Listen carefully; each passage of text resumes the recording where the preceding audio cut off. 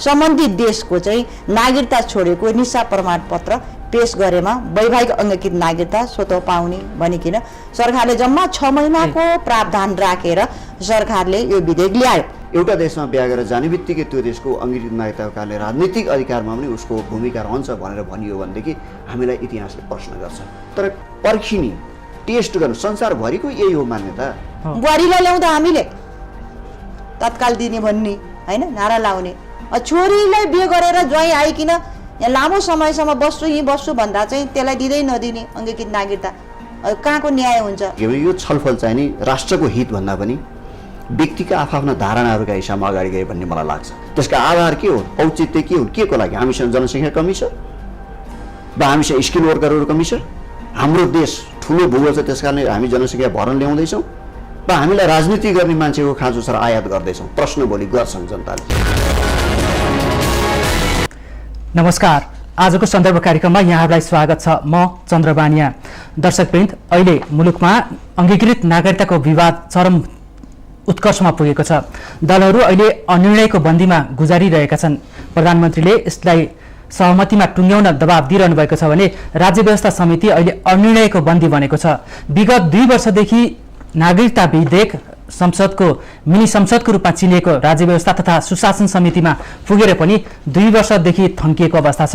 1 वर्ष त यस सम्बन्धमा कुनै छलफल नै भएन भने अहिले फेरि छलफल सुरु गरिँदा नगरिँदै फेरि विवादको भुमरीमा सांसदहरू रुमलेका छन् र सत्ता पक्ष तथा विपक्षीहरू गुटमा विभाजित भएर अङ्गीकृत नागरिकता कति छिटो विदेशीलाई दिने भन्नेमा होडबाजी चलिरहेको अवस्था छ। सरकारले नागरिकता विधेयकमा अङ्गीकृतलाई कम्तीमा 7 वर्षपछि दिने भनेर प्रस्तावित गरेको छ भने प्रतिपक्षी दल नेपाली कांग्रेस र जनता समाजवादी पार्टीका सांसदहरू अहिले यो 7 वर्षको लामो अवधि कुर्न नसकिने र यसलाई जतिसक्दो छिटो दिनुपर्छ भनेर दबाब दिइरहेको अवस्था छ। के अरू देशमा पनि यस्तै छ? नेपाल जस्तो खुला सिमाना भएको, सानो भूगोल अनि थोरै जनसङ्ख्या भएको मुलुकमा के अङ्गीकृत नागरिकता तुरुन्तै दिँदा नेपाललाई फाइदा हुन्छ? दीर्घकालीन रूपमा नेपालको अस्तित्वमाथि प्रश्न आउँछ कि आउँदैन? यस सन्दर्भमा सत्तापक्षीय दल नेकपा र प्रतिपक्षी दल जो पटक पटक सरकारको नेतृत्व गरिसकेको छ नेपाली कांग्रेस यो राष्ट्रियताको मुद्दामा, नागरिकताको मुद्दामा कति गम्भीर छन्, कति संवेदनशील छन् अहिले नै सोच्ने बेला भएको छैन। के फिजीकरणतर्फ जान खोजिँदैछ कि भनेर पनि केही कानुनविदहरूले अहिले गम्भीर रूपमा प्रश्न उठाइरहेका छन् र सत्तापक्षीय र विपक्षी सांसदहरूले पनि यस सन्दर्भमा गम्भीर रूपमा प्रश्न उठाइरहेको अहिलेको अवस्था छ। यिनै सेरोफेरोमा आज हामी नेपालको दीर्घकालीन सुरक्षाको लागि र नेपालको सुरक्षा, नेपालको नागरिकहरूको सुरक्षा अनि राष्ट्रियताको अस्तित्वमाथिको सुरक्षामा अब सांसदहरू र राजनीतिक दलहरू कति गम्भीर हुनुपर्छ भन्ने सन्दर्भमा केन्द्रित भएर आज हामी एकजना कानुनविद र एकजना राजनीतिज्ञसँग विशेष संवाद गर्नेछौँ र प्रश्न पार्ने प्रयास गर्नेछौँ।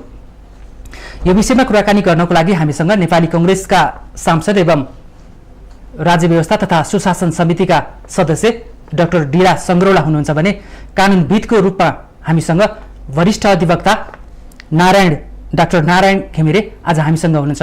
नारायण घिमिरे अन्तर्राष्ट्रिय कानुनमा अमेरिकाबाट पीएचडी गर्नुभएको कानुनविद हुनुहुन्छ भने आज हामीसँग रहनुभएका कांग्रेसका नेता डाक्टर डीला संग्रौला धर्म र संस्कृतिमा त्रिभुवन विश्वविद्यालयबाट पीएचडी गर्नुभएको वक्ता हुनुहुन्छ। यहाँ दुवैजना स्वागत छ। दुवैजना पीएचडीधारी हुनुहुन्छ। हाम्रो टेलिभिजनका दर्शकहरूलाई तपाईँहरूले थप प्रश्न पार्नु होला भन्ने लाग्छ, किनभने अहिले खास गरी दलका सत्ता पक्षका सांसदहरू पनि र विपक्षी सांसदहरू पनि अहिले रुमलिएको अवस्था छ। राष्ट्रियताको अस्तित्वमाथि प्रश्न आउँछ कि आउँदैन भन्ने सवालमा बुझ्न नसकेको वा दबाव र प्रभावमा चाहिँ अङ्गीकृत नागरिकता जतिसक्दो छिटो दिन खोजे जस्तो देखिरहेछ। तर खबरदार गरिरहेको देखिन्छ आम नागरिकहरूले, कतै सांसदहरू कतै नेताहरू चुक्लान् कि भनेर होइन। म डाक्टर संग्रौलाबाट सुरु गर्न चाहन्छु। तपाईँ राज्य व्यवस्था समितिको सदस्य हुनुहुन्छ। 2 वर्षदेखि यो विधेयक त्यहाँ थन्किएको अवस्था छ। पछिल्लो पटक यो किन अड्किरहेको छ, किन निर्णयमा पुग्न सकेका छैन भनिदिनुहोस् त। हस्, धन्यवाद। राज्य व्यवस्था सुशासन समितिले नेपालको नागरिकता संशोधन गर्न बनेको विधेयक 2063 छ, त्यसलाई चाहिँ माथि चाहिँ हामी छलफल गरिरहेछौँ। लामो छलफल भयो, 1 वर्ष जति छलफल चलेपछि टुङ्गोमा पुग्ने पर्ने अवस्थामा समितिले एउटा प्रस्ताव ल्यायो, सरकारले अर्कै प्रस्ताव ल्याएको थियो। त्यो बिचमा पनि धेरै विकल्पमाथि छलफल हुँदै राष्ट्रिय सहमति गर्नुपर्छ। यो नागरिकता भनेको हरेक नागरिकको पहिचानसँग जोडिया पनि छ, राष्ट्रको पहिचानसँग पनि जोडिया छ। त्यसैले गर्दा राष्ट्रिय सहमतिमा टुङ्ग्याउनुपर्छ भनेर टुङ्गिएको थिएन, यत्तिकै यथावत रहेको थियो। 11 महिना पछाडि फेरि राज्य व्यवस्था समितिको बैठक बस्यो। त्यो बिचमा नेताहरू बिचमा राष्ट्रिय सहमति हुन सकेन। नसक्दै गर्दा फेरि राष्ट्रिय सहमतिको लागि सरकारले ल्याएको विधेयक गृहमन्त्रीले आफै 5-6 दिनको समय मागेर चाहिँ यो बैठक चाहिँ यो हाम्रो समितिको सभापति शशि श्रेष्ठले रोक्नु भएको छ। तपाईँले भने जस्तो यो केमा रोकियो त, किन रोकियो? अहिले तपाईँले भनेको कुरा के थियो भने सरकारले 7 वर्षको ल्याएको होइन के, सरकारले प्रस्ताव विधेयक के ल्याएको छ भनेपछि विदेशी महिलाले नेपाली पुरुषसँग विवाह गरेमा उसले नागरिकता लिनको लागि 6 महिनाको अवधि तोक्या छ।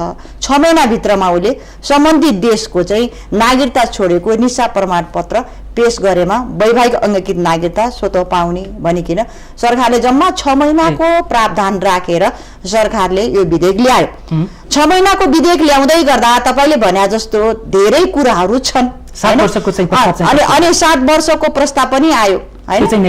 बुहारीले आउँछ बिहे गरेर आउँछ भने बुहारीले 7 वर्षको लाउने, कतिले के भने बुहारीले चाहिँ पाउने, बिहे गरेर ल्याउने चाहिँ ज्वाइँले चाहिँ किन नपाउने वर्ष भनिकिन त्यो पनि प्रस्ताव अहिले आछ। 15 वर्ष भनेर तोक्या छन् हैन। यस्तै यावत विषयहरूमा वैवाहिक अङ्गीकृत नागरिकताको सन्दर्भमा टुङ्गोमा पुग्न सकेनौँ। विधेयक छलफल चाहिँ भएको छ। अहिले ट्याक्क अड्किएको के छ भने पछाडि अब नेपालको संविधानलाई हेर्ने हो भने चाहिँ संविधानले के भनेको छ भने नेपाली पुरुषसँग बिहे गरेर आउने विदेशी महिलाले चाहेमा सङ्घीय कानुन बमोजिम वैवाहिक अङ्गीकृत नागरिकता पाउन सक्ने छन् भनेर लेखेको छ। अब हामीले ऐन बनाउँदैछौँ, त्यो ऐन पनि त्यही दफालाई टेकेर बनाउनु पर्यो। सङ्घीय कानुन के प्रावधान के कन्डिसन राख्ने अथवा उसले चाहेमा लिने हो हैन। संविधानविदहरूले पनि अधिवक्ताले पनि त्यही व्याख्या गरेर चाहेमा लिने हो, राज्यले दिने हो भन्छन् हैन। उहाँ व्याख्या त आउला, त्यही कुरामा चाहिँ अड्क्या छ, हलो अड्क्या छ। हजुर डाक्टर साहब, तपाईँ कानुनविद, बाहिरबाट हेर्दाखेरि यो संसदभित्र छलफल भइरहेछ कि होडबाजी चलिरहेछ? जति सक्दो चाँडो विदेशीलाई अङ्गीकृत नागरिकता दिउँ र जनसङ्ख्या नेपालमा कम छ त्यसकारण बढाउँ भन्नेमा के बुझ्नुहुन्छ तपाईँ? मेरो बुझाइ के छ भने चन्द्रजी, यो विषय यति सजिलोसँग हेरिनु हुँदैन। नागरिकता भन्ने विषय चाहिँ कस्तो छ भने एउटा राष्ट्रको राजनीतिक, सांस्कृतिक र आर्थिक विषयको प्रकारान्तरमा एउटा दीर्घकालीन असर पर्ने विषय भएको हुनाले यसलाई घनीभूत छलफल गर्नुपर्छ, राष्ट्रियताको हिसाबले हेरिनुपर्छ भन्ने मेरो मान्यता। छलफल त घनीभूत रूपमा 2 वर्षदेखि गरिरहेछ राज्य व्यवस्था समितिमा। तपाईँ ठिक भन्नु, तर मलाई के लाग्छ, मेरो इम्प्रेसन के भने यो छलफल चाहिँ नि राष्ट्रको हित भन्दा पनि व्यक्तिका आफ्ना धारणाहरूका हिसाबमा अगाडि गए भन्ने मलाई लाग्छ। त्यसमा म 2-3टा कुरो क्लियर हुन चाहन्छु। हाम्रा सांसदहरूले आजको छलफलमा लाग्छ अहिले यो विधेयकमा छलफल भइरहँदा छलफलमा भाग लिने र आफ्ना अभिव्यक्तिहरू, आफ्नो चासो राख्ने सांसदहरूलाई यो पनि महत्त्वपूर्ण एउटा सुझाव हुनसक्छ भन्ने मैले त्यो धारणा राख्दछु। त्यसमा बुझ्नुपर्ने के छ भने संसारभरि नागरिकताका 2टा प्रकार छ। एउटा जन्मेर पाउने वंशजको, अर्को अङ्गीकृत नागरिकता 2टा हुन्छ। 2टा नागरिकताहरू संसारका हरेक देशले के भिन्नता राखेका छ भने यसको मान्यता, अन्तर्राष्ट्रिय चलन मान्यता पनि के छ भनेदेखि वंशजको नागरिकता सजिलोसँग पाउनुपर्छ, अङ्गीकृत नागरिकता सजिलोसँग दिनु हुँदैन भन्ने यसको फिलोसफिकल एस्पेक्ट हो। त्यसका पछाडि कारणहरू छन्। अहिले अङ्गीकृत नागरिकता कसरी दिनुपर्छ, के दिनुपर्छ भनेर बहस चलिरहेको बेला हाम्रो संविधानको धारा 11 को 6 हेरियो भने महिलाले नेपाली पुरुषसँग बिहा गरेपछि नागरिकता सङ्घीय कानुन बमोजिम दिने भनेर छोडिएको छ। अब अहिले बन्दै गरेको सङ्घीय कानुन, नागरिकता सम्बन्धी कानुनमा त्यो विषयको स्पष्ट उल्लेख हुनुपर्छ, स्पेल आउट हुनुपर्छ। त्यो भनेको के हो भने क्राइटेरियाहरू के हो, कहिले प्राप्त हुन्छन्, प्राप्त हुनका लागि के आधार हुन्छ भनेर छलफल गरिरहँदाखेरि यहाँ 2टा खेमामा विभाजन भयो। एक थरी भोलिपल्ट दिनुपर्छ, एक थरी केही समय पर्खिनुपर्छ भन्ने छ। त्यसको मान्यता के हो भनेदेखि अङ्गीकृत नागरिकता सजिलोसँग दिनु हुँदैन भन्ने मेरो बुझाइ। त्यो अन्तर्राष्ट्रिय चलन पनि हो, मान्यता पनि हो। जवाफ के दिनुपर्छ हाम्रो पार्लियामेन्टले भने यदि बिहा गरेको भोलिपल्टै कसैलाई हामीले अथवा बिहा गरेर ल्याउने बुहारीलाई नेपालले अङ्गीकृत नागरिकता दिने हो भने त्यो दिन पर्नको कारण र औचित्य के हो भनेर भोलि नेपाली जनतालाई उत्तर दिनुपर्छ। त्यसका आधार के हो, औचित्य के हो, के को लागि? हामीसँग जनसङ्ख्या कमी छ वा हामीसँग स्किल वर्करहरू कमी छ? हाम्रो देश ठुलो भूगोल छ त्यस कारणले हामी जनसङ्ख्या भर्न ल्याउँदैछौँ वा हामीलाई राजनीति गर्ने मान्छेको खाँचो छ र आयात गर्दैछौँ? प्रश्न भोलि गर्छन् जनताले। यसमा यस्तो पनि हुनसक्छ डाक्टर साहब, तपाईँको भनाइ जाला बुहारी भएर आउन साथै त जनसङ्ख्या बढ्नलाई भन्दा पनि मेरो छोराले रोजेर छानेर बुहारी ल्याएको छ, ऊ त परिवारभित्रको सदस्य भयो, सदस्य भइसकेपछि नागरिकता दिने कि उसलाई अनागरिक बनाउने भन्ने त फेरि प्रश्न उठ्छ नि। एक्ज्याक्टली। यसको के हो भने हामीले अरू पनि चिज हेर्नुपर्छ। संसारभरि भएको चलन के हो भने त्यसरी बिहा गरेर ल्याउने बित्तिकै चलन के छ भने उनलाई राजनीतिक अधिकारभन्दा सबै अधिकार दिन्छ। जस्तो इन्डियामा उनीहरू आधार कार्ड भन्ने दिन्छ, रासन कार्ड भन्ने दिन्छ। अस्ट्रेलिया, अमेरिका, क्यानाडामा भन्नु हो भनेदेखि बिहा गरेको 6 महिनापछि उनीहरूलाई पर्मानेन्ट रेसिडेन्सको दिन्छ। त्यसले के गर्छ भने अपनत्व हुन्छ, त्यो देशको नागरिक हुने लाइनमा बस्छ। 5 वर्ष 7 वर्षसम्म त्यो देशमा उसले योगदान गरेको हुनु पर्यो, असल चरित्रको हुनु पर्यो, त्यसपछि बल्ल उसले अङ्गीकृत नागरिकता पाउँछ भन्ने मान्यताभन्दा फरक हामीले किन धारणा राख्नु पर्यो? सबै कुरा त पाएको छ। आउने बित्तिकै त्यो अङ्गीकृत नागरिकता दिने भनेको चाहिँ आर्थिक, सामाजिक र सांस्कृतिकभन्दा फरक, त्योभन्दा बढीको अधिकार दिने भनेर भनिरहेको, त्यो भनेको राजनीतिक अधिकार दिने भनिरहेको।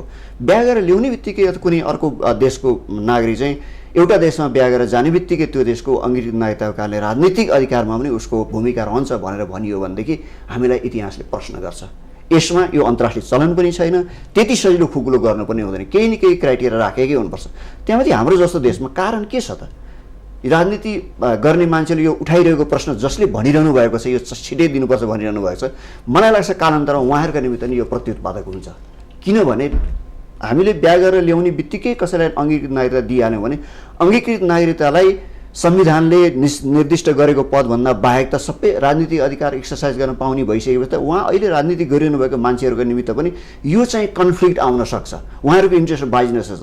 त्यसैले उहाँहरूले यो कुरालाई बहस कसरी लानुपर्छ भने यो देशको दीर्घकालीन हितका निमित्त, राजनीतिक स्थायित्वको निमित्त, राष्ट्रिय स्वार्थका निमित्त ध्यानमा राखेर गर्नुपर्छ। र सँगसँगै इतिहासमा हरेक नागरिकले प्रश्न गरे भनेदेखि यसको उत्तर पनि उहाँले दिनुपर्छ। त्यस कारण यो छिटो नागरिकता दिनुपर्छ भन्ने तर्क, विवाद आफूले राखिँदा, प्रस्ताव राखिँदाखेरि यसको पछाडि तर्क, औचित्य, कारण, राष्ट्रिय हित सबै खुलाउनुपर्छ। तर्क त हाम्रा दलका नेताहरूले दिनै हाल्नुहुन्छ, त्यसमा कुनै भएन। तपाईँको धारणा चाहिँ तपाईँ अमेरिकाबाट अन्तर्राष्ट्रिय कानुनमै पिएचडी गरेर आउनुभयो, अध्यापनमा पनि गर्नुभयो र प्रत्यक्ष प्र्याक्टिसमा रहनु पनि भयो होइन यो वकालतीमा। अब भन्नुहोस् त नेपालको सन्दर्भमा चाहिँ कति वर्षपछि चाहिँ अङ्गीकृतलाई दिँदा हुन्छ अङ्गीकृत नागरिकता? अङ्गीकृत नागरिकताको चाहिँ अब संसारको चलन हेर्दाखेरि फरक छ। हामी कहाँ सबैले भारतको रेफरेन्स गरेर देखिन्छ, 7 वर्ष छ भनिन्छ, 7 वर्षपछि रजिस्ट्रेसन गर्न पाइन्छ भन्ने छ। त धेरै जसो देशमा कहीँ 5 वर्ष, कहीँ 7 वर्ष, कहीँ 10 वर्ष, 20 वर्षसम्म पनि छ। हाम्रो देश जस्तो देशमा चाहिँ मेरो दृष्टिकोणले कम्तीमा 7 वर्ष हुनुपर्छ। हजुर, त्योभन्दा माथि पनि यसलाई रिजिड बनाइदिए लैजाउँ, तर कसैले बिहा गरेर आउने बित्तिकै राजनीतिक, आर्थिक, सांस्कृतिक र अब अरू सामाजिक अधिकारहरू चाहिँ एक्सर्साइज गर्न दिउँ, यो देशमा बस्न दिउँ, सँगसँगै पारिवारिक सम्बन्ध कायम गर्न दिउँ, तर राजनीतिक अधिकार समेत प्राप्त हुने किसिमको अङ्गीकृत नागरिकता चाहिँ केही वर्ष पर्खौँ भनेर घट्टीमा 7 वर्ष हुनुपर्छ। घट्टीमा म भनिरहेको छु, त्यो 7 देखि 10 वर्षको बिचमा राख्नुपर्छ भन्ने मेरो चाहिँ दृष्टिकोण छ।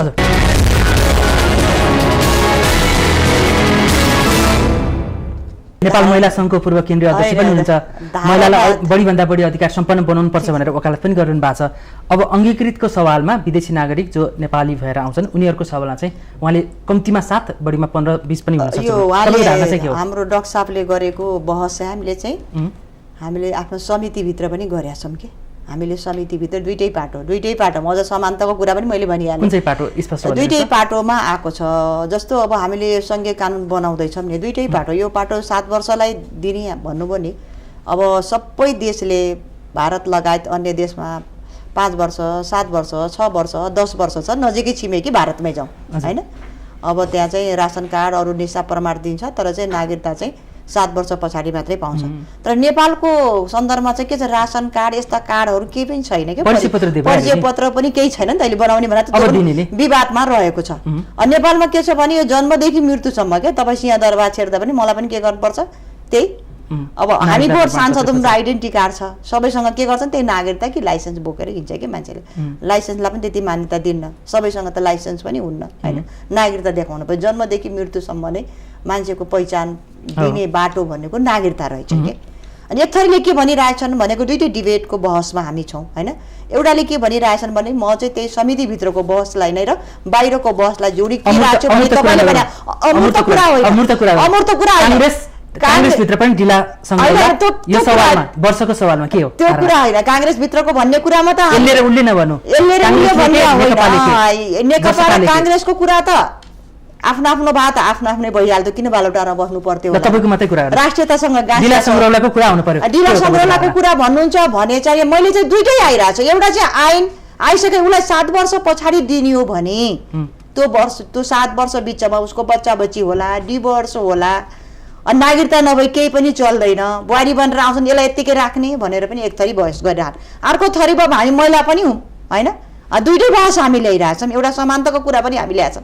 बुहारीलाई ल्याउँदा हामीले तत्काल दिने भन्ने होइन नारा लाउने, छोरीलाई बिहे गरेर ज्वाइँ आइकन यहाँ लामो समयसम्म बस्छु यहीँ बस्छु भन्दा चाहिँ त्यसलाई दिँदै नदिने अङ्गीकृत नागरिकता कहाँको न्याय हुन्छ भन्ने कुरा पनि उठिएको छ के बहस। अब डिला संग्रौला के त्यसकाले अब डिला संग्रौलाको भन्दा पनि म काङ्ग्रेसको केन्द्रीय सदस्य हुँ होइन, माननीय पनि हुँ। एउटा राष्ट्रिय बहस चल्या छ होइन। अहिले जनताले पनि कुरा उठाछन्, उहाँले भने जस्तो हामीले चाहिँ छिमेकी मुलुकलाई पनि हेर्नु पर्यो, अन्य राष्ट्रलाई पनि हेर्नु पर्यो। यो अङ्गीकृत नागरिकता हो होइन, वैवाहिक अङ्गीकृत नागरिकतामा यो सङ्घीय कानुन अनुसार भनेको छ भने त्यसको प्रावधान कन्डिसनहरू के राम्रो हुन्छ। किनभने आज यो आन्दोलन गर्दा पनि सबै नेता चाहिने, त्यसकारणले गर्दा यो टर्म कन्डिसन सबैलाई हेर्ने गरी चाहिँ हाम्रो नेताहरूले निकास दिनुहोस् होइन। आज पनि बैठक छ, त्यसैभित्र म रहन्छु। क्षमा गर्नुहोला, उहाँले डाक्टर साहबले भन्नुभयो कम्तीमा 7 वर्ष होइन भने 10-15 वर्ष पनि लगाउन सकिन्छ। त्यसकारण दलहरू र नेताहरूले चाहिँ गम्भीर भएर सोच्नुपर्छ र निर्णय गर्नुपर्छ, नत्र पछि पछुताउनु बाहेक केही हुने छैन। त्यो बेला पछुताउनु बेला ढिला भइसक्छ भन्नुभएको छ। डाक्टर डिला संग्रौला आफैमा महिला नेताहरू मध्येमा एउटा पढे लेखेको बौद्धिक वर्गमा चिनिनुहुन्छ। तपाईँ तीक्ष्ण भाषण पनि गर्नुहुन्छ, तीको प्रहार पनि गर्नुहुन्छ, प्रतिपक्षलाई सिक्नुहुन्छ। अथवा अहिले त तपाईँ प्रतिपक्ष हुनुहुन्छ, सत्तापक्षलाई सिक्नुहुन्छ। यसमा मैले डिला संग्रौला जो PhD होल्डर हुनुहुन्छ धर्म र सांस्कृतिक विषयमा, नेपाल महिला सङ्घको पूर्व केन्द्रीय अध्यक्ष पनि हो र अहिले पार्टीको केन्द्रीय समितिको सदस्य पनि हुनुहुन्छ। तपाईँ जस्तो बौद्धिक वर्गको स्पष्ट धारणा मैले बुझ्न खोजेँ, आम जनतालाई बुझाउन खोजेँ। तत्काल एउटा हातमा विवाहको सर्टिफिकेट, अर्को हातमा नागरिकताको सर्टिफिकेट दिने कि 5 वर्ष कुर्ने कि बङ्गलादेशको जस्तो 2 वर्ष कुर्ने कि अथवा युरोपियन देशको जस्तो 5 वर्ष कुर्ने कि भारतको जस्तो 7 वर्ष कुर्ने? यो तपाईँ दुइटै बाटो हेर्नुहोस्। यो हामी राजनीति प्राणीको हेर्नुहोस्, यो यहाँ यो भनेपछि मैले के भने भने सरकारले एउटा विधेयक ल्यायो नि त 2063लाई टेकेर 6 महिना मात्र लाउने गरी ल्याएछ नि त। विधेयक चाहिँ सरकारले ल्याउँछ के, त्यो ठिक हो त। ल्याएको विधेयकभित्र हामीले छलफल गर्ने हो। त्यसमा पनि मैले के भनिरहेको छु भने जनताको आवाजलाई सुनेर कति लाउने त, टर्म कन्डिसन त लाउनु पर्यो नि त। लाउँदै गर्दा पनि त्यो निकास दिँदै गर्दा संविधानलाई टेकेर गर्नु पर्यो। मैले यो भन्ने कुरा होइन, समितिले गर्ने नि, सरकारले होइन। राष्ट्रिय सहमति भएर जे आउँछ त्यसमा केही कुरा अपुग भयो, टर्म कन्डिसन जनताको आवाज अनुसार भएन भने हामी थपगढ गर्ने अधिकार हाम्रो हो होइन। अहिले चाहिँ त्यही प्रतीक्षामा छु म चाहिँ। सरकारले जे प्रस्ताव ल्याए त्यसमै छलफल गर्ने हो भने गुठी विधेयक लगायतमा किन आन्दोलन गर्नु पर्थ्यो? किन आन्दोलन गरेर फेरि फिर्ता लिनलाई सरकारलाई बाध्य बनाउनु पर्थ्यो? होइन, अहिले त सबै दलहरूको संयुक्त बैठक बसिरहेछ नि त राष्ट्रिय सहमतिको लागि। जनतालाई ढाँट्न छल्न पाइएन मान्छे, जनताका प्रतिनिधि हुन् नि त। जनताले दिएर गएका प्रतिनिधिले जनताको आवाज, अहिलेको अवस्था, अहिलेको राष्ट्रियताका सवाल, अहिलेको परिस्थितिमा जनताले उठाइरहेका कुरा, अरू देशहरूको यो वैवाहिक अङ्गीकृत नागरिकता दिने बेलामा तोकेको टर्म एन्ड कन्डिसन त हेर्ला नि त नेताले पनि। त्यसकारणले गर्दा अब हाम्रो अधिकार होइन, हामीले बोल्ने राष्ट्रिय सहमति हुनुपर्छ भनेर निर्णय गरेर नेतालाई दिइसक्यौँ। अब नेता कहाँ पुग्दै गर्दा हामीले बहस गर्नुपर्ने के आवश्यकता छ? समितिमा गर्छौँ। अहिले डिला संग्रौलाले स्पष्ट भन्न सक्ने अवस्था छैन, अवस्था होइन। अब यो पार्टीको भन्दा पनि यो कोड चाहिँ यो सर्वदलीय बैठक बसिरहेछ होइन, एउटा निकासको प्रयास छ। तर निकास दिँदै गर्दा उहाँ डाक्टर साहबले भने जस्तो केही शर्त कन्डिसन सहित नै गर्नुपर्छ भने। मैले एकजना गङ्गा थारू जो नेकपा सत्तारूढ दलको सांसद हुनुहुन्छ उहाँसँग सोधेको थिएँ यही प्रश्न, कति वर्ष हुनुपर्छ भनेर प्रश्न राख्दाखेरि उहाँले तत्काल दिने अवस्थाको म घोर आपत्ति जनाउँछु, यो हुनु हुँदैन, यसले हामीलाई छायामा पार्छ। मेरो तर्क र विचार मान्नुहुन्छ भने कम्तीमा 15 वर्ष गर्नुपर्छ, यो 5-7 वर्ष पनि धेरै थोरै हुन्छ भनेर मान्ने गङ्गा थारूले भन्नुभएको थियो, सत्तारूढ दलको गङ्गा चौधरी। उहाँले चौधरी भनेको उहाँले थारू भन्नु उहाँलाई भन्दै हुनुहुन्थ्यो, उहाँले त्यो भन्नुभयो। एउटा गङ्गा थारूको जति पनि स्पष्ट धारणा आउन सकेन नि डाक्टर डिला संग्रौलाको। यस्तै हुन्छ, यो PhD हो नि त हामी त। हामी धेरै कुराहरू अब एउटा राष्ट्रिय सहमतिको वातावरण मुलुकमा नबन्दा हेर्नुहोस् अहिले एउटा वातावरण बन्या छ, राष्ट्रियता, राष्ट्रिय स्वाधीनता, अखण्डताको रूपमा हामी उभिरहेछ। अब यो पनि त राष्ट्रियताको सवालै हो नि त। त्यसकारणले गर्दा अब यत्रो जनताको अभिमत लिएर गएको पार्टी सत्तारूढ दल होस् अथवा चाहिँ सधैँ सत्ता भएर आज प्रतिपक्ष भएको दल होस् अथवा क्षेत्रीय दलहरू एक ठाउँमा उभिनु खुसीको कुरा हो नि त। तर यिनले जनतालाई धोका दिन्छन् भन्ने कुरा त मैले सोच्नु भएन नि त। जनतालाई धोका नदिनुस् भनेर हामी तपाईँहरूलाई जनतालाई धोका नदिनुस् किनभने आवश्यकता हो, टर्म कन्डिसन लाउनुपर्छ।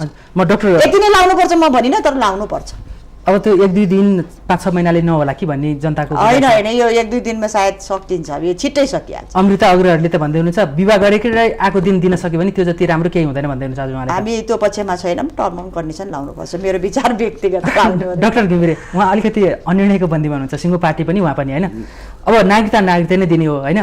अब विवाह गरेर देशभित्रै जन्मेको भए पनि बाहिर भए पनि चाहे छोरी भएर के ज्वाइँ भएर आओस् चाहे बुहारी भएर आओस् होइन, आखिर परिवारमा सामेल भएर जीवन त्यही गुजार्ने भनेर आइसकेपछि नागरिकता दिँदैमा के फरक पर्छ र भन्ने छ होइन। आखिर वंशजको दिउँ या अङ्गीकृत दिउँ, दुईटामा अन्तर के देखिन्छ? त्योभन्दा अगाडि म तपाईँको यो टेलिभिजन मार्फत अर्को कुरा हाम्रो मान्यजीले उठाउनु भएको सांसदहरूलाई म अर्को पनि एउटा मद्दत हुन्छ होला म भन्न चाहन्छु। 6 महिना प्राप्त गरेको 6 महिनापछि कि के हो उनीहरूले पाएको नागरिकता त्याग्नुपर्छ भन्ने एउटा प्रावधान 6 महिनाको अघि कुरा ल्याउनु भएको छैन उहाँले। त्यो ऐनमा त्यस्तो व्यवधान छ, त्यसमा पनि अब 2-3टा कुरो संशोधन अहिले गर्नु जरुरी छ। एउटा संविधानको धारा 11 को 6 मा बिहा गरेर आउने केटीलाई मात्रै होइन केटाहरूले पनि नागरिकता पाउनुपर्छ, वंश के अङ्गीकृत नागरिकता भनेर थपिदिए हुन्छ, यो असमान हुन्छ। त्यसो गरिएन भनेदेखि दुईटै राख्नु पर्ला। संशोधन गरेको बेलामा यो पनि मान्छेहरूले इतिहासमा प्रश्न गर्ला संविधान अपूर्व हो भन्ने। एक अहिले भएको नागरिकता ऐनमा 6 महिना भनेको के रहेछ भनेदेखि कसैले अङ्गीकृत नागरिकता नेपालको प्राप्त गर्यो भने प्राप्त गरेको मितिले 6 महिना प्राप्त गरेको 6 महिनाभित्र उसले पहिला प्राप्त गरेको देशको नागरिकता परित्याग गर्नुपर्छ भनेको छ। त्यो आपत्ति छ, त्यसमा संशोधन गर्नुपर्छ। त्यस्तो होइन ऐन बनाउनुले। त्यो के हो भने प्राप्त गर्नुभन्दा अगाडि नै परित्याग गरेको हुनुपर्छ, निस्सा हुनुपर्छ भनेर राखिनुपर्छ। एक त प्राप्त गर्ने प्रावधान नै 7 वर्ष कम्ती हो, मैले भने 10 वर्षसम्म पनि हुनसक्छ। रिजिड हुनुपर्छ। यसको मतलब के हो भनेदेखि उहाँहरूलाई सबै सुविधा आउँछ। संसारमा गर्ने चलन नै त्यही हो। बिहा गरेको कारणले त्यो देशको पछि नागरिकता लिन चाहन्छ भने त्यो नागरिक के हुन्छन् त्यहाँ सुविधा सबैले स्थायी बसोबासको हिसाबले सुविधा सबै लिन्छ, उसले योगदान गर्छ, राजनीति बाहेक सबै अधिकारको प्रयोग गर्छ, सुविधाको उपभोग गर्छ। बल्ल त्यसपछि उसका ब्याकट्र्याकहरू राम्रा छन् भनेदेखि अङ्गीकृत नागरिकता दिन्छ। त्यसमा पनि अङ्गीकृत नागरिकता हुनेले जस्तो अमेरिकाको राष्ट्रपतिमा जन्मिनै पर्ने, हामी कहाँ त संविधानको धारा 289 ले भनिरहेकै छ सर्टेन पदहरू दिन, त्यो राम्रो छ। तर त्यसो भने हामीले राख्नु पर्यो, स्पष्ट भन्नु पर्यो कि अङ्गीकृत नागरिकता हुने मान्छेले चाहने मान्छेले बिहा गरेको वा स्थायी बसोबास गरेको के भन्ने हो। बिहा गरेकै प्रश्न आइरहेकोले बिहा गरेको कम्तीमा 7 वर्ष पछि मात्रै दरखास्त दिन पाइन्छ, त्यसपछि प्रक्रिया बुझेर नागरिकता दिन सकिन्छ भनेर राख्नुपर्छ। त्यो परित्यागको कुरा पनि त्यो प्राप्त गर्नलाई पहिलेको मुलुकको कसैको प्राप्त गरेको छ त्यो परित्याग गरेको सूचना दिनुपर्छ भन्नु किन परेको छ भने दोहोरो नागरिकता हाम्रो संविधानले एक्सेप्ट गर्दैन। त्यसो भनिरहने हो भने हामीले धारा 14 मा व्यवस्था गरेको यो गैर आवासीय नेपालीहरू जो यो देशका नागरिक छन्, उनको पुर्खा यहाँ जोडिएको छ, उनको माटो यहाँ जोडिएको छ, मन जोडिएको छ, उनीहरूप्रति अन्याय हुँदैन। उनीहरूलाई चाहिँ धारा 14 मा के राखिदिएको छ भने सङ्घीय कानुन बमोजिम चाहिँ उनीहरू आर्थिक सामाजिक र के भन्छ सांस्कृतिक अधिकार हुने, राजनीतिक अधिकार बाहेक त्यही लेखिदियो भने राजनीतिक अधिकार बाहेक अरू नेपाली सर नागरिक हुन्छ भनेर किन संविधानमा ड्राफ्ट गर्न सक्दैन? हाम्रो संविधानमा ड्राफ्ट गर्ने किन यस्तो कि कन्जुस्याइ अनि यहाँ ऐनमा अझै त्यसैले अहिलेको यो नागरिकता ऐनमा यी सम्पूर्ण कुरा स्पेल आउट हुनुपर्छ। र तपाईँले अघि नै उठाएको कुरो वंशज र अङ्गीकृतमा धेरै डिफ्रेन्स छ। वंशजको नागरिकता खोसिन सक्दैन, स्टेटलेस हुँदैन, अङ्गीकृत नागरिकता खोसिन सक्छ। यसको वास्ट डिफ्रेन्स फिलोसफी त्यही हो। तपाईँलाई कतिपय संसारमा राज्य नभएका देशहरू पनि छन्, राज्य नभएका नागरिक, भुटानको त्यही भएन, तिब्बतको त्यही भएन। भुटानीहरू आज उनीहरूको नागरिक कुनै देशको नागरिकता नभएर उनीहरूलाई अरू देशलाई लिएर गएर नागरिक बनाउनु पर्यो। अहिले हामीले भनिरहेको मान्छेहरू, हामीले सङ्केत गरिरहेको मान्छेहरू त स्टेटलेस होइनन् नि। हामीले त ग्रान्टको रूपमा दिइरहेको छौँ। सुविधा यो देशमा आउनुहुन्छ, सम्बन्ध गाँच्नुहुन्छ भने तपाईँले पाउनुहुन्छ, तर केही समय पर्खिनुपर्छ। हामीले भोलिपल्टै दिन थाल्ने खुकुलो गऱ्यौँ भनेदेखि अत्यन्त प्रत्युत्पादक हुन्छ। यो राष्ट्रिय हितमा हुँदैन, राष्ट्रिय स्वार्थमा पनि हुँदैन। कारण र औचित्य पुष्टि गरी किन दिने? ल भन्नुहोस् न, मलाई जवाफ दिनुहोस् न, किन दिनु पर्यो? यो देशमा राजनीति गर्ने मान्छेहरूको खाँचो भएर त्यसो गर्नु पर्यो हो, वा आर्थिक कन्ट्रिब्युसन गर्ने मान्छेहरूको खाँचो छ भनेर गर्नु पर्यो, कि स्किल वर्कर छैनन्, एजुकेटेड मान्छे छैनन् भनेर भन्नु परेको, कि हामीसँग जमिन धेरै छ जनसङ्ख्या कम भयो भनेर भन्नु पर्यो? औचित्य पुष्टि गर्नुहोस् न। बिहा गरेको भोलिपल्ट नागरिक कदापि हुँदैन, यो हुँदैन। इतिहासले भन्छ, यो कुरा खोज्छ, मै खोज्छु, मलाई जवाफ दिनुहोस् न पार्लियामेन्टले। डाक्टर डिलेश सङ्ग्रह उहाँले सोधेको प्रश्नको केही जवाफ छ? एकदम राम्रो कुरा डाक्टर साहबले राम्रो उठाउनु भएको छ। यो प्रश्न चाहिँ नेपाली जनताले हामीसँग पनि मागेको छ कि होइन। अब यो आउँदा बित्तिकै दिनुपर्ने त औचित्य पुष्टि हुने, त्यस कारणले सङ्घीय कानुन अनुसार हुने भनेको कारण त त्यही होला नि त। टर्म एन्ड कन्डिसन त केही खुला छैन। सरकारले ल्याएको 6 महिना भनेको चाहिँ आउँदा 6 महिनामा पनि त उसले जुन देशबाट आकी हो त्यहाँबाट नागरिकता छोडेको निसा प्रमाण पेश गर्ने नागरिकता नै भारतमा त पाउने नै रहेनछ होइन। त्यस कारणले गर्दा चाहिँ टर्म एन्ड कन्डिसन उहाँले भने जस्तो तोक्नुपर्छ भन्ने मान्यतामा हामी पनि छौँ होइन। नेपाली जनताले हामी माथि पनि प्रश्न गर्छन्। र अर्को कुरा उहाँले उठाउनु जुन भएको कुरामा म पनि के एग्री गर्छु भने गैर आवासीय नेपालीलाई दिने नागरिकता सन्दर्भमा चाहिँ अहिले चाहिँ लगभग के भइसकेको छ भने राजनीतिक अधिकार बाहेक आर्थिक सामाजिक सबै अधिकार दिने होइन। तर चाहिँ उसले चाहिँ जुन देशमा छ विदेशमा गएको छ त्यहाँको नागरिकता चाहिँ छोड्नुपर्ने, गैर आवासीय नेपाली नागरिक पाउने भन्नेमा हामी करिब पुगिसकेका छौँ। अब वंशको नागरिकता त कुरै भएन। वैवाहिक अङ्गीकृत नागरिकतामा मात्रै हलो अड्क्या छ। अड्किँदै गर्दा पनि सबै देशले कन्डिसन त लगाएकै छन् नि त होइन।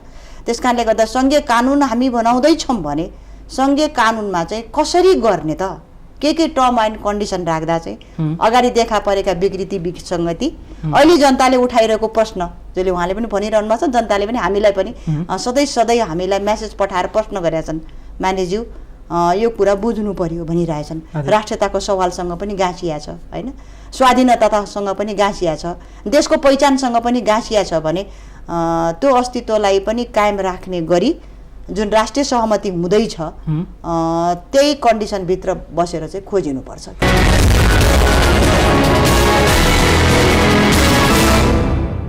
शुभकामना दिँदा पनि हामीमा चाहिँ के आशंका देखिन्छ भने अब यो सीमा सुरक्षाको लागि सरकारले यो निशान छाप परिवर्तनको लागि चाहिँ जसरी संविधान संशोधनमा तपाईँहरू सबै दल एक ठाउँमा उभिनु हो, राष्ट्रिय एकता प्रदर्शन गर्नुभयो, त्यसपछि लैनचौर आत्तिएको र भारतको दबाव र प्रभाव अब नेपालको राजनीतिमा कम हुन्छ कि भनेर लैनचौर आत्तिरहेको अवस्थामा सीमामा सकिएन फुटाउनलाई अब चाहिँ यो नागरिकतामा चाहिँ यो दलहरूलाई चाहिँ छिन्न भिन्न बनाउनु छ कि भनेर लागिरहेको छ र त्यही प्रभावमा तपाईँहरू पर्नुभयो कि जस्तो आशंका गरिँदैछ। यही प्रभावमा नपर्नलाई नै राष्ट्रिय एकताको खाँचो हो क्या। आज हामीले यो भारतले कल्पना पनि गर्न सकेका थिएन नि त। निशान छापमा सधैँ भारतले नेपालको राजनीतिमा जियो पोलिटिक्स त रह्यो नि त, प्रभावमै रह्यो, कहिले फुटाउने कहिले जुटाउने कहिले द्वन्द्व गर्ने। आज पनि हाम्रो सीमामा त्यस्तै भारतले हुन्छ सक्छ भनेको थियो, तर यस्तो राष्ट्रिय एकता प्रदर्शन भइरहेको बेलामा यो पनि राष्ट्रियताको सवाल हो नागरिकता भने यसलाई पनि राष्ट्रियताको सवालको कसीसँग गाँसेर निकास दिनुपर्छ भनेर बालुवाटारमा बैठक बसिरहेछ। यसलाई मैले सकारात्मक लिन्छु। तर निर्णय गर्दै गर्दा हाम्रो नेताहरूलाई पनि तपाईँको टेलिभिजन मार्फत एउटा सन्देश के हो भने अरू देशको पनि हेरेर अहिलेको विद्यमान संविधानलाई पनि हेरेर अहिलेको नेपाली जनताले उठाएको आवाजलाई हेरेर केही टर्म एन्ड कन्डिसन राखेर अब चाहिँ हामीले वैवाहिक अङ्गीकृत नागरिकतालाई चाहिँ टुङ्गाउनुपर्छ एन्ड बनाउनुपर्छ भन्ने हाम्रो सोच हो। त्यही सोचमा नेताहरू पनि जान सकुन्, हाम्रो पनि त्यही साथ टर्म एन्ड कन्डिसन राख्दा चाहिँ कम्तीमा पनि 7 वर्षभन्दा कम चाहिँ नहोस् भनेर कम बढी भन्दा पनि यही नै हामी भन्न सकेनौँ, तर राख्नु चाहिँ पर्छ किनभने भारतभन्दा बढी हामी राख्न सकौँ कि राख्नु त पर्यो नि। अनि उहाँले भने जस्तो एउटा कुरा मलाई पनि जोड्न मन लाग्यो, यो समानता कुरा हामीले उठाइरहेछौँ होइन। आउने बुहारीलाई हामीले केही कन्डिसन राखेर थोरै राखेर दिने भनिरहेछौँ, अनि फेरि बिहे गरेर जान्छे छोरी होइन अथवा ज्वाइँ लिएर आउँछे, त्यसको लागि चाहिँ उहाँले भने जस्तो केही त्यसको बारेमा पनि उहाँले सोचिने हो कि भन्ने आवाज चाहिँ उठ्या छ होइन। यो सबै कुरालाई चाहिँ कसरी हुन्छ हामीले सम्बोधन गर्न सक्यौँ भने नागरिकतामा अगाडि देखा परेका जुन कमजोरी थिए विकृति विसङ्गति जति पनि भित्रिए होइन, अहिले कानुन बनाउँदैछौँ सङ्घीय कानुन बनाउँदैछौँ, त्यो सबै कुरालाई समेट्ने गरी चाहिँ अहिलेको भेन्टिलेटर दिनुपर्छ क्या। निकास दिन भारतलाई धक्का दिने भनेको चाहिँ 7 वर्षभन्दा बढी चाहिँ प्रावधान राख्नु पर्यो भने त्यो भने मात्रै धक्का हुन्छ, नत्र फेरि भारत परस्थ चरित्र नै नेपाली राजनीतिमा छाइरहन्छ। अब यो सुझावको रूपमा तपाईले त्यही चरित्रमा नेता उभिनु भएको छ भने त्यो चरित्र आउला, हामी आशा गरौँ, आशावादी छौँ। डाक्टर साहब, के भारतलाई धक्का दिने गरी नेपाली राजनीतिज्ञहरूले र यो सर्वदलीय बैठक अथवा हाइकमान्ड राजनीतिज्ञले के धक्का दिन सक्लान्, के आँट गरिरहेका होलान्? अब यो धक्काको सवाल भन्दा नि मलाई के लाग्छ भने जसले अब जवाफै भनौँ न, जसले यो मलाई के लाग्छ भने जो साथीहरूले जो मान्यजीहरूले वा अरूहरूले पनि यो बाहेक गर्ने बित्तिकै अङ्गीकृत नागरिकता दिनुपर्छ भनिरहनु भएको छ नि, उहाँहरू राजनीति गर्ने मान्छेहरूले यसो भनिरहनु भएको छ भने एकपल्ट उहाँहरू के सोच्नु पर्ला भने उहाँहरू आफू यसको अरू औचित्य छैन। मैले भनिहालेँ अघि नै, बिहा गरेर आएको मान्छेसँगको पारिवारिक सम्बन्ध कायम गर्नुपर्छ, राम्रो हुनुपर्छ, फाइन, एकदम कसैले विवाद त्यस्तो हो भने त अङ्गीकृत नागरिकताले मात्रै त्यो स्ट्याटस कायम हुन्छ त? सम्बन्ध अङ्गीकृत नागरिकताको कारणले मात्रै हुँदैन। स्थायी बसोबासको स्थायी परिचय पत्र दिउँ, अरू सबै सुविधा दिउँ, अङ्गीकृत नागरिकतामा केही पर्खिने भनौँ। अब अङ्गीकृत नागरिकता चाहिँ त्यसो नपर्खिन दिनुपर्छ भनिरहनु भएको मान्छेहरूका निमित्त म यहाँबाट के एकताली रिमाइन्ड गराउन चाहन्छु भने उहाँहरूले पनि राजनीति, यो देशको राजनीति भविष्य आफ्नो करियर अगाडि बढाउन चाहनुहुन्छ, राजनीतिक हिसाबले यो देशलाई अगाडि बढेको चाहनुहुन्छ भनेदेखि उहाँहरूले भनिरहेको कुरा उहाँहरूका निमित्त नै प्रत्युत्पादक हुन्छ। किनभने अङ्गीकृत नागरिकता भने इन्डिकेट गरेको भनेको अहिले राजनीतिक यसको प्रभाव वा इन्डिकेसन भन्दा अरू अर्थ म चाहिँ देख्दिनँ। नत्र के कारण के रोकिया छ? राजनीतिभन्दा बाहेक सबै पाइहालिन्छ अङ्गीकृत बाहेककोले। स्थायी परिचय पत्रले जसरी रासन कार्ड भनिन्छ इन्डियाकै उदाहरण लिने हो भने पाइन्छ भने त्यो अङ्गीकृत नागरिकता दिनुपर्छ भनिरहेको मित्रहरूले, सांसदहरूले, नेताहरूले जसले भनिरहनु भएको छ भनिरहनु हुनेहरूलाई पनि यो कुराले चाहिँ कालान्तरमा असर पार्छ जस्तो मलाई लाग्छ। एक अब अर्को यो गैर आवासीय नेपालीहरूको कुरा गरिरहेको हाम्रो मान्यजीले गरिरहनु भएको यो बेलामा अब हामीलाई त अवसर हुँदैन संसदभित्र गएर यो कुरा भन्न। उहाँ मार्फत म के भन्न चाहन्छु भने सुनिरहनु भएको होला उहाँले आवाज, यो ऐन संशोधन गर्दाखेरि उहाँहरूको पनि समस्या र चासो एड्रेस हुनुपर्छ भन्ने मलाई लाग्छ। अहिले यो गैर आवासीय नेपाली किसिमको नागरिकता दिँदै गर्दाखेरि पहिले प्राप्त भएको नागरिकता त्याग्नुपर्छ भन्ने प्रोसिड्युरहरू प्रेस्क्राइब गर्ने गरी ऐन बन्दै गरेको छ। त्यसमा तपाईँहरूलाई प्रश्न गर्छन् मान्छेले, यही मूलका मान्छेहरू, यी पुर्खा जोडिएको, यी माटो जोडिएको मान्छेहरूको त्यो नागरिकता किन त्याग्नु पर्यो? दोहोरो नागरिकता सक्रिय नहुने गरी निलम्बन मात्र हुनेछ भनेर भाषा राख्नुहोस् न, त्यसो गर्दा उपयुक्त हुन्छ। एक अर्को मैले धारा 291 तपाईँलाई रिफर गर्छु, मान्यजीले यो कुरा उठाउनु भएको हुन्छ कहीँ न कहीँ। नेपालीहरूलाई एकतर्फ के भने प्रधानमन्त्रीजी लगायतका सबै नेताहरूले के भन्छ, हाम्रा नेपालीहरू जो विदेशमा शिक्षा लिन, दीक्षा लिन, अनुभव लिन जानुभएको छ तपाईँहरू फर्केर यो देशमा आउनुहोस्, त्यो शिक्षा लिएर आउनुहोस्, सिप लिएर आउनुहोस्, त्यो सबै इन्टेलेक्चुअल प्रपर्टी जे जे तपाईँहरूले कमाउनु छ त्यो लिएर आउनुहोस्, हामीले खुला गरेको छौँ भनेर उहाँहरू भनिरहनुहुन्छ। तर धारा 291 मा तपाईँहरू हेर्नु हो भनेदेखि कुनै कारणले अध्ययनका सिलसिलामा, अनुसन्धानको सिलसिलामा वा केही ज्ञान सिपको सिलसिलामा विदेश बसेको नेपाली नागरिक जो त्यो देशको नागरिक हुन चाहँदैन, स्थायी पिआरको हिसाबले मात्रै बसिरहेको छ वा वर्क पर्मिट मात्रै लिएर बसिरहेको छ भने उनीहरू के हेरिरहेका छन् भनेदेखि धेरै ठुलो जमात छ, हाम्रो देशले कुनै बेला हामीलाई बोलाएछ भनेदेखि हामी जानुपर्छ भनेर उनीहरू रेडी भएर बसेका छन्। तर हामीले 291 मा अङ्कुश लगाएका छौँ। त्यो 291 मा तपाईँले सम्शोधन गर्नुपर्छ र भन्नुपर्छ कि त्यहाँ नियुक्तिमा अङ्कुश लगाएको छ कि हामीले विदेशमा बसेका नेपालीहरू ज्ञान र सिप छन् भने यो देशमा कुनै पद लिएर योगदान गर्न आउँछन् भनेदेखि उनीहरूको लागि त्यो त्याग्नुपर्छ भन्ने पहिले नै राखेको छ। आएपछि नियुक्ति भएपछि त्याग्नुपर्छ भनेर संशोधन गरेको भए हुन्थ्यो नि। अङ्कुश यसरी लगाएको छ। कसलाई चाहिँ अङ्कुश लगाएको छ? जो नेपाली छन्, यही माटोमा हुर्किएका छन्, यहीँ आबद्ध भएका छन्, पुर्खा जोडेको छ, उनीहरूलाई चाहिँ त्यसरी अङ्कुश लगाइन्छ। हामी यहाँ भनिरहेका छौँ भनेदेखि बिहा गरेको मान्छेलाई चाहिँ आएपछि भोलिपल्ट नागरिकता दिने भनिरहेको छ। यो दाँजलान् नि त इतिहासमा, पढ्लान् नि त नेपालीहरूले, सोध्लान् नि त, उत्तर चाहिएला नि, कारण आधार औचित्य पुष्टि गर्नु परेन राष्ट्रिय हितमा। त्यसैले यी सबै कुराहरू समष्टिमा सम्बोधन हुने गरी संविधानमा संशोधन, अहिलेको ऐनमा विचार गरेर संशोधन गरेर उपयुक्त रेस्ट्रिक्सनहरू राष्ट्रिय हितका निमित्त लगाउनै पर्छ र खुकुलो पार्नु हुँदैन। हजुर डाक्टर सङ्ग्रौला, अब अहिलेसम्म हामी चाहिँ कति वर्षको समय सीमाको चाहिँ प्रावधानमा कुरा गऱ्यौँ होइन? अब राजनीतिक अधिकारको कुरा गर्दाखेरि चाहिँ के छ? अङ्गीकृतलाई राजनीतिक अधिकार दिने या नदिने, दिने हो भने कतिसम्मको दिने? अब यो डिबेट भन्दा पनि अब एक थरीले तुरुन्तै दिनेले त राजनीतिक अधिकार पाइहाल्यो। हाम्रो अधिवक्ताज्यूले भने जस्तो नेपालको संविधान 289 मै छँदैछ संवैधानिक उच्च पद नपाउने, होइन अधिवक्ताज्यू त्यो लेखेकै छ। त्यो बाहेक राजनीतिक अधिकार भने त यो मुलुकको मान्य ठुलो अधिकार त त्यही हो होइन, बन्न पाउने त सकिहाल्छन्, संवैधानिक उच्च पद मात्रै पाउँदैनन् होइन। त्यस कारणले गर्दा के राजनीतिक अधिकार नदिने गरी अनि अहिले चाहिँ अब जो राजनीतिक अधिकार नदिने गरी त अब 7 वर्ष पछाडि मात्र दिने गरी र बेरियर लाउने गरी त आएकै छ होइन।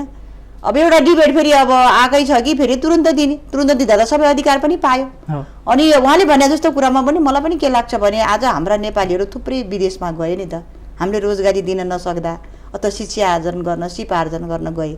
आज नेपाल बनाउने क्रममा पनि हामी छौँ, महामारीको क्रममा पनि छौँ र उनीहरू पनि एउटा आइडेन्टिटी खोजिरहेछन् कि उनलाई चाहिँ हामी राजनीतिक अधिकार बाहेक सबै अधिकार दिने र त्यहाँको नागरिकता परित्याग गरेपछि मात्रै गैर आवासीय नेपालीको नागरिकता दिने भनिरहेछौँ होइन। अर्को कुरा चाहिँ बिहे गरेर आउनलाई तुरुन्त दिने पनि भनिरहेछौँ भने चाहिँ चित्तबुद्धो आधार भएन, नेपालीमाथि अन्याय भयो भन्नुभएको छ होइन। उहाँले उठाउनु भएको छ, हामीलाई पनि यो सुझाव हो जस्तो लाग्छ। हामी जस्तो थुप्रै मान्ने, हामी जस्तै जनताको मत लिएर चाहिँ बालवटारमा बैठक गरिरहने नेताहरूको लागि पनि यो प्रश्न हो कि।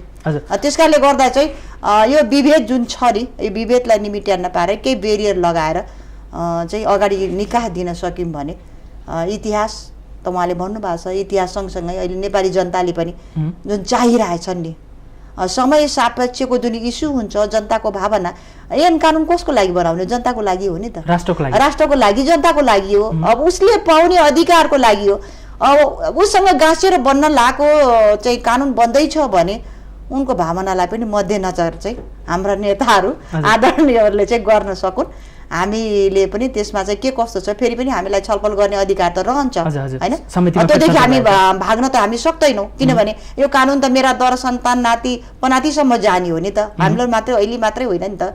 त्यस कारणले गर्दा चाहिँ राम्रो बनाउँदा त क्रेडिट त हामीलाई पनि आउने हो हैन। त्यो होस् भन्ने चाहिँ हाम्रो चाहना छ, म अपेक्षा गर्छु। त्यही सेरोफेरोमा चाहिँ हाम्रा नेताहरू आउन्, आएन भने चाहिँ केही सुधार छ भने केही कन्डिसन सहित चाहिँ हाम्रो समितिले लगाउन सक्छ। अब अघि डाक्टर घिमिरेले पनि पटक पटक भनिरहेको छ होइन, अब अहिले चाहिँ हचुवामा चाहिँ दलहरू होडबाजी गरेर कसले चाहिँ छिटो नागरिक अङ्गीकृत दिने भनेर निर्णय गर्यो भने पछि पछुतन बाहेक केही हुँदैन। एउटा उदाहरणकै रूपमा लिन सकिन्छ, जस्तो कालापानी क्षेत्रमा त्यति बेला भारतीय सेना रहँदाखेरि यो सानो टुकडी बस्दा के हुन्छ र भन्दा अहिले 63 वर्ष कटिसकेको छ।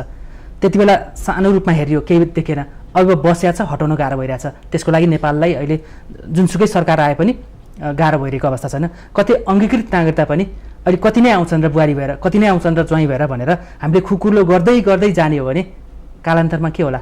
कालापानीको भारतीय सेना या अहिलेको राजनीतिक चर्चामा रहेको सरिता गिरी प्रकरणबाट हामीले पाठ सिक्ने कि नसक्ने? एकदम राम्रो कुरा उठाउनु भयो कि अब विदेशी भन्दा भारतीयबाट आउँछन् मात्रै भएन होइन, अरू ठाउँ पनि आउन सक्छन्। दुईटा छिमेकी मुलुक युरोपियनहरू नेपालमा बस्न भनेर दुईटा कन्ट्री आउने कुरा चाहिँ भारतबाटै छ। तपाईँले भने जस्तो एउटा चाहिँ पीडा हामीले भोगिसक्यौँ सन् 1962 जब नेपाल र भारत र चाइनाको युद्धमा आएर बसेको सेना नेपालमा हामीले युद्ध लड्नलाई दिए हो नि त, बसाउनु अहिलेसम्म हटाउन सकेका छैनौँ। त्यही विवाद सरकारले हामीले नक्सा साप त चेन्ज गऱ्यौँ, म मान्दैन भनेको अभिव्यक्ति पनि आछ होइन। त्यस कारणले गर्दा चाहिँ यो सबै कुरालाई मध्यनजर राखेर सरिता गिरीको पनि कुरा उठाउनु भयो। मान्छेले उठ्यो नि अन्तिममा तपाईँले वैवाहिक अङ्गीकृत नागरिकता दिएको अधिकार दिएको हुनाले मान्ने बनिन्, अन्तिममा राष्ट्रियताको सवाल छान्दा भारतीयलाई छानिन्। अनि मान्ने चाहिँ त्यही हुनुहुन्छ। मलाई पनि प्रश्न गर्छन् नि, मेरै परिवारले गर्छन्, मेरै छोरीले गर्छन्, मेरै छिमेकीले गर्छन्, जसले मलाई मान्ने बनाएको तिनले पनि गर्छन्। यो स्वाभाविकै छ, मेरो मनले पनि त्यही भन्छ होइन। तर चाहिँ यो सबै सेरोफेरोलाई निर्णय गर्ने, निर्धारण गर्ने भनेको आजसम्मको परिवर्तन क्रान्ति सबै गर्दै उभिएका त नेता हुन् नि त, जनताको मत पनि त तिनीहरूले पाछन् नि होइन। त्यस कारणले गर्दा आज निर्णयको घडीमा उभिँदै गर्दा चाहिँ यी यावत प्रश्नको जवाब जनताले माग्दा दिने गरी राष्ट्रिय सहमति होस्, त राष्ट्रिय सहमति संविधानलाई टेकेर होस् भन्ने। हजुर डाक्टर साहब, अहिले मैले कालापानी र सरिता गिरीको प्रकरण उठाएँ, यसबाट हाम्रा नेताहरूले केही सिक्न सक्लान् या फेरि विभाजितै भइरहलान्? निश्चित रूपमा होइन, केही न विगतको इतिहासमा भएका क्रियाकलापबाट पाठ सिक्नै पर्छ र बाँकीका दिनमा हामी होसियारी हुने कुरामा हाम्रा जनप्रतिनिधिहरू होसियार हुनैपर्छ। हेर्नुहोस्, अब यो चाहिँ सिरियस फेरि पनि विषय छ। धेरै मामलाहरू छ, हामीसँग ओपन बोर्डर, हामीसँग जनसङ्ख्या बढ्दो छ, जमिन सानो छ, यी सबै हाम्रा भौगोलिक कारणहरू छन्। त्यस कारण हामीले यसमा चाहिँ नि सबैभन्दा महत्त्वपूर्ण इस्यु चाहिँ के छ, नागरिकताको विषयमा योभन्दा अगाडि नागरिकताका प्रावधानहरूले धेरै नागरिकता दिएको इस्युहरू अहिले यत्तिकै रहिरहेको छ। त्यसमा हामी के थपिरहेका छौँ भनेदेखि त्यो विवाद यस्तो राष्ट्रिय रूपमा चर्किरहेको छ, त्यो विवादको समाधान भइरहेको छैन। गलत मानिसहरूले नागरिकता पाएका छन्, नागरिकता वितरणको हिसाबले नागरिकता बाँडिएको छ, नागरिकता प्राप्ति होइन कि वितरण भयो भनेर त्यत्रो सवाल उठिरहेको बेलामा हामीले ऐनमै बनाएर ऐनमै प्रावधान राखेर खुकुलो गऱ्यौँ भनेदेखि यो निश्चय पनि राजनीति गर्ने मान्छेहरूका निमित्त र अहिले यो नागरिकता विधेयकमा सहभागी हुने सांसदहरू इतिहासको कालखण्डमा यो कहीँ न कहीँ जवाफदेही उहाँहरूले बोक्नुपर्ने हुन्छ। यो चाहिँ महत्त्वपूर्ण पाठ हो। त्यसो भएको हुनाले मैले यसो भनिरहँदा तराईका मित्रहरू उहाँलाई यो लाग्न सक्ला कि धेरैजसो तराईकै मान्छेहरूले इन्डियाका चेलीबेटीसँग बिहा गरेर आउने सन्दर्भ देखिन्छ। हामीले खुलै भने हुन्छ, त्यो कुराहरू हामीले हिचकिचाउनु पर्छ। त्यसो भने हामीले पारिवारिक सम्बन्ध मात्रै कायम गर्न चाहेको हो भनेदेखि कहाँ रोकिया छ त? अङ्गीकृत किन ल्याउनु पर्यो? अङ्गीकृतको कार्ड किन फाल्नु पर्यो? म भन्छु पर्मानेन्ट रेसिडेन्सी एउटा परिचय पत्र दिउँ, स्थायी बसोबासको एउटा प्रमाणपत्र दिउँ, त्यसका आधारमा पारिवारिक सम्बन्ध सुमधुर कायम हुने सम्पूर्ण अधिकार र सुविधा त प्राप्त भएकै छ नि। यो अङ्गीकृत नै किन चाहियो भन्दाखेरि यो अङ्गीकृत नै भोलिपल्टै दिनुपर्छ भनिरहँदा यसमा कुनै न कुनै ब्याड फेथ जस्तो देखिन्छ। जसले उठाइरहनु भएको छ यो चाहिन्छ भनिरहनु भएको छ, उहाँहरूले पनि एकपल्ट कोल भएर दोबारा सोच्नु किन परेको छ भने उहाँहरूका निमित्त प्रतिपादक हुन्छ। यदि राष्ट्रिय हितमा बोलिरहनु भएको छ भने यो राष्ट्रको भविष्यको हितको र सरकारको कुरा पनि गरिरहनु भएको छ, दिने नदिने भने तर पर्खिने टेस्ट गर्नु। संसारभरिको यही हो मान्यता, पर्खिनु पर्यो, उहाँहरूको पर्फर्मेन्स हेर्नु पर्यो, रेकर्ड के होला, सबै राष्ट्रले त्यही गर्छ संसारमा। अङ्गीकृत नागरिकताको त्यही नै हो। त्यति भइसक्दा पनि राज्यको ठुलो पोस्टमा चाहिँ खुला गरिदिने किन भनिएको छ भनेदेखि पहिलो प्राथमिकता भने वंशजको हिसाबले नागरिकता प्राप्त व्यक्ति नै पहिलो र्याङ्कको व्यक्ति हो, अङ्गीकृत भनेको पछि दिएको, जसलाई चाहिँ खोज्न पनि राज्यले सक्छ भन्नेको कारण चाहिँ इमान्दारपूर्वक त्यो मान्छे इमान्दार छ भने उसलाई जति दिन सकिने हो संविधान कारणले त्यो एक्सर्साइज गर्न त एउटा समय सकेपछि दिएकै छ नि भन्ने मान्यतै छ नि। हामी त्यो मान्यताभन्दा फरक किन जानु पर्यो? यो चाहिँ एउटा सिरियस प्रश्न छ। हजुर, माने डाक्टर सङ्ग्रौलाजी भनेपछि यो चाहिँ अब उच्च स्तरीय सर्वदलीय संयन्त्रबाटै यसलाई टुङ्गोमा पुर्याउँछ, सांसदको तहबाट अहिले माथि फुस्किसकेको अवस्था भन्ने हो? माथि गइसक्यो। हजुर, समितिमा किनभने विवादित भयो होइन? किनभने गृह मन्त्रीले नै यो, किनभने सरकारले ल्याउँछ यो विधेयक होइन, अब यो गृह मन्त्रालयबाट आएको विधेयक समितिले त 5 दिन अनि अब गृह मन्त्रालय ल्याएर गृह मन्त्रीले नै 5 दिनको समय दिनुहोस् राष्ट्रिय सहमति, अनि सहभागी सभापति पनि भइरहनु भएको छ। हजुर, गृहमन्त्री प्रधानमन्त्री सहित प्रतिपक्षीय दल क्षेत्रीय पार्टीहरू सबै मिलेर सहमतिको केन्द्रबिन्दुमा बहस हिजोदेखि सुरु भएको छ, सकारात्मक हो। र नेताहरूले चाहिँ निर्णय गर्दै गर्दा चाहिँ यावत प्रश्नको जवाब दिने गरी होइन निर्णय गर्नुहोस्, त्यही शुभेच्छा छ। भएन भने चाहिँ हामी समितिभित्र फेरि छलफल गर्छौँ। हजुर, अन्तिममा हामी यो नागरिकताको अङ्गीकृत नागरिकताको बहसलाई यहीँ रोक्दै म लास्टमा एक मिनटको मात्रै एन्सर खोजेँ। प्रधानमन्त्रीको राष्ट्रिय सभामा सम्बोधन गर्दा एउटा बाणी आयो, नपढेकाहरूले मात्र एमसिसीको विरोध गर्छन्, पढेकाहरूले खोइ कहाँ लेखा छ र त्यस्तो भनेर एउटा सत्तापक्षकै जो एमसिसीको विरोधमा उत्रिएका थिए सांसदहरूलाई दरो जवाब राष्ट्रिय सभाको बैठकबाट दिनुभएको छ। यो पनि अहिले विवादको चरम उत्कर्षमा छ, बजेटमै आइसकेका छ, कार्यान्वयनको चरणमा जानुपर्ने 55 अर्बको यो अमेरिकी सहयोग सम्झौता एमसिसीमा डाक्टर डिला सङ्ग्रौलाको धारणा के हो? पास हुनुपर्छ, कार्यान्वयनमा जानुपर्छ या यसलाई यो पनि यो जसरी हामीले नागरिकताको विषय अङ्गीकृत वैवाहिक अङ्गीकृत उठाउनु भएको छ नि, सडकमा थुप्रै छ, हामीलाई पनि यस्तै मेसेज आइरहेछ। के हो गर्नु? यो राष्ट्रघाती विपरीत नजानु भनेका छन्। अब ग्रान्ट दिया अनुदान हो, सङ्ग्रौलाको विचारमा पनि सङ्ग्रौला भन्दा पनि हाम्रो पार्टी नेपाली काङ्ग्रेसले संसद दलले एमसिसी राष्ट्रको हितमा छ, यो अनुदान हो भनेर निर्णय गरिसकेका छ। म पनि काङ्ग्रेसको माननीय हुँ, त्यसको बारेमा मेरो कुनै एक्स्ट्रा धारणा छैन। यो पास गर्नुपर्छ नेपालको हितमा छ भने अब यो सरकारको हातमा गएको छ नि, यो सरकारको हातमा छ, सरकारले जे गर्छ ल्याउँछ होइन, अबले सोध्छ, त्यसपछि सदनमा आउला अनि हामी आफ्नो विचार त्यही बेला हामी दिन्छौँ। डाक्टर घिमिरे, यसमा एमसिसीमा तपाईँको कुनै फरक धारणा छ या अहिले उहाँले भने जस्तै हो? तानिहाल्नु भयो एमसिसीको त मेरो अब दुईवटा अब्जर्भेसन छ, सडकमा आइरहेछ हुँदैन भन्ने। एमसिसी जुन राष्ट्रले दिइरहेको छ, म भन्छु एमसिसी पास हुनु हुँदैन भन्ने मित्रहरूले अथवा हामी पास हुनु हुँदैन भन्नेहरूले जुन देशले एमसिसीको नाममा सहयोग गरिरहेछ त्यो देशबाट कुनै पनि सहयोग लिनु हुँदैन थियो, पहिले पनि लिनु हुँदैन थियो, पछि पनि लिनु हुँदैन भन्ने एउटा धारणा राख्नुपर्छ। र एमसिसी पास हुनुपर्छ वा हुनु पर्दैन भन्नेमा सठिक तपाईँले उत्तर खोजेको हो भने केही प्रोभिजनहरू क्ल्यारिफिकेसन हुनुपर्छ भनेर जसरी खोजिरहेछन् त्यो प्रोभिजन चाहिँ क्ल्यारिफाई हुनको लागि दुईवटा पार्टी बसेर दुईवटा पक्ष बसेर क्ल्यारिफाई गर्यो भनेदेखि अगाडि बढाए हुन्छ मेरो विचारमा। त्यसलाई चाहिँ रोक्नै पर्छ, लिनै हुँदैन। किन हुँदैन भनिरहेको छु भने यो रोक्ने काम किन गर्नु पर्दैन, त्यसलाई चेन्ज गर्नु पर्यो कि केही धारा परिवर्तन। देशबाट कुनै पनि सहयोग लिनु भएन, आजभन्दा अगाडि चाहिँ त्यही देशको सहयोग लिने, पछि पनि आश गर्ने। अहिले चाहिँ त्यो मात्रै भन्दाखेरि त्यहाँ भएका प्रावधानहरू बुझिएन भने मात्रै त्यसका क्लियर हुनुपर्ने लाग्छ भने नेपाल पक्षले बसेर क्लियरिफाई गर्न लागोस्। जस्तो म अब लास्टमा के भने यो त दुईवटा देशको अथवा कुनै चाहिँ यो कन्फ्लिक्ट आएछ भनेदेखि त्यो सन्धिमा भएका कुरा लागू हुने रहेछ, हाम्रो देशको कानुन त लागू हुने रहेछ भनिरहँदाखेरि म अन्तर्राष्ट्रिय कानुनको एउटा विद्यार्थीको हिसाबले के भन्छु भने दुई देश बिच भएको एग्रिमेन्ट ट्रिटी हुन्छ, त्यो ट्रिटी चाहिँ देशको संविधानभन्दा तल र कानुनभन्दा चाहिँ माथि हुन्छ। त्यो जहाँ पनि हुने चलाउँ, त्यसमा अनावश्यक बहस किन हुँदै गर्छ मलाई थाहा छैन। तर यदि भन्दा पनि एमसिसीमा अरू शर्तहरू चाहिँ राष्ट्रका विपरीत छन्, हित विपरीत छन् भन्यो भने दुईवटा पार्टी बसेर त्यसमा सर्ट आउट गरेर मोडिफाई गरेर अगाडि बढाउँदा हुन्छ। एकजना आफूलाई उग्र कम्युनिस्ट र माओको कार्यकर्ता ठान्ने कम्युनिस्ट नेताहरू भन्छ नि, यो एमसिसी सम्झौता कार्यान्वयनमा ल्यायो भने जस्ता तस्ता ल्यायो भने अमेरिकी बुटहरू नेपालको जमिनमा बजारिन्छन् अनि चाइनालाई चाहिँ घेराउ गर्छन् भनेर ठुला भनेका प्रमुख सचेतकहरू र पूर्व प्रधानमन्त्री समेत भइसकेकाहरू भनिरहेका छन्। तपाईँ अमेरिकाबाटै अन्तर्राष्ट्रिय कानुनमा पिएचडी गर्नुभएको छ, त्यही बुँदा काङ्ग्रेसले पढ्दा सकारात्मक देख्ने, त्यही बुँदा ती कम्युनिस्ट नेताहरूले पढ्दा नकारात्मक देख्ने देखिन्छ, त्यस्तो कहीँ? त्यस्तो होइन, त्यस्तो यो पूर्वाग्रही जस्तो देखिन्छ। त्यस्तो थियो भनेदेखि अरू एमसिसीको ग्रान्ट लिने देशमा नि बुट बजाएर कजै गरे हुनु पर्थ्यो।